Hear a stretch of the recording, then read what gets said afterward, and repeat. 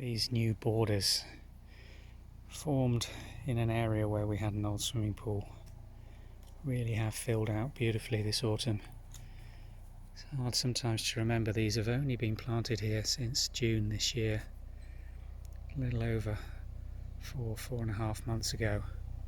And some of the flowers in here really have rewarded us with some beautiful, consistent and long-lived flower displays. It's a mixed planting. Borders are edged with giant, Six Hills giant catmints, and they've all been propagated on site from little root cuttings that have just been pulled off older existing plants. And these hedges have been grown up over various different stages, so they've all come on, giving us a succession of catmint flowers, and the bees have just been crazy on those all summer. We were discussing earlier which plant had given us the best value for the short season that we've had this garden planted, and it has to be these Verbenas. This one's been planted here. It was one of the first plants to go into this border, and it was a plant that we had, I think, from the front of the house in the gravel courtyard, just a self-seeded little plant. Went in as a young plant, and it's just grown away and has flowered continuously since then. We've not really done much deadheading on it, but these are great values. You can get them established particularly early in the season, and they're a beautiful open form that allows you to see right through them, and the heads are almost held on invisible stems. There's very little leaf associated with this plant. Just look at it, only an occasional very narrow little leaf down at the base of the stems. Quite difficult to transplant once they've got established. You need to get these as young plants or potted specimens. I've tried digging a few of these up during the season, only to lose them. I think they've got a very deep straight down taproot, and if you damage that, it's almost irreversible. Let's go and have a look at some of the other plantings in here. Roses, delphiniums and herbaceous geraniums are always a classic combination. A lot of these geraniums have just been rescued or divided from other borders that have been moved or lost as the building teams work through this. The roses were mainly purchased as pot-grown specimens from local nurseries, and they're really coming on well. They've established themselves beautifully in this new topsoil with the mushroom compost top dressing, and we've planted through and into that.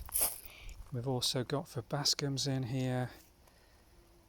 There is the catmints all around the borders, some perennial cornflower, loads of roses planted really close together, and then the delphiniums and the geraniums filling in with a few special little plants that have just come along from nurseries that we've seen and found irresistible. The centre planting which have really struggled are these big structural 4 plants which are Philadelphus. This was an existing planting in the old patio dividing border just behind where we had this narrow patio before, and they were moved with a mini digger, which is never a good idea, let's be honest. We thought they were going to get going quite well, but the droughty season has really left them to struggle, particularly this big specimen at the front. This skinnier little version that went in the back with very little root has got away much better. Just look at the new growth on that. Got no concerns that's going to romp away next season.